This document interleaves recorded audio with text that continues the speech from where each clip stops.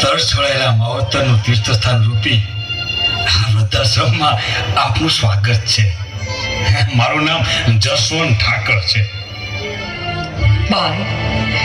મારું નામ જમના. પણ હા, તમને કહી દઉં હો, મને મારા દીકરાએ તરછોડી નથી. આ તો છે ને ભાઈ, થોડો કુટુંબ ક્લેશ, અને એને કારણે મારે આવવું પડ્યું. બસ એકાદ અઠવાડિયામાં છે ને મારો દીકરો મને લઈ જશે હો ભાઈ. મારો દીકરો તો શ્રવણ છે, શ્રવણ. હા. અરે બેન, આ તમારો શ્રવણ શું કરે છે? અરે, સરકારી ઓફિસમાં મોટો સાહેબ છે. સાહેબ, બહુ મોટો પગાર છે, પૈસે ટકે ધનવાન છે, સુખી છે ભાઈ. પૈસે ટકે ધનવાન, પૈસે ટકે ધનવાન, પણ મનનો તો કંગાળ ને. શું કીધું? અરે, મારો દીકરો એવો નથી હો.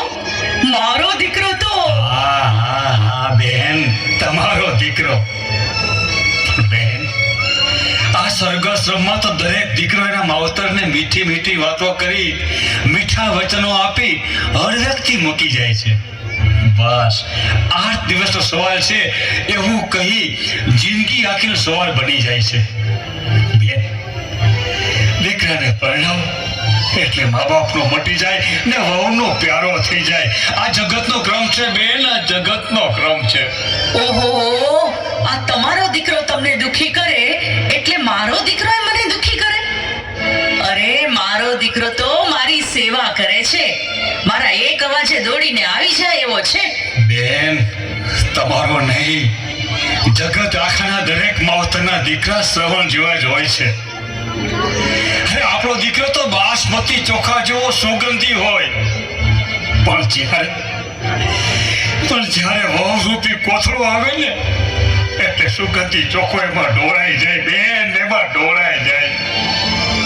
અને સાચું કહું ને બેન, તો આપણે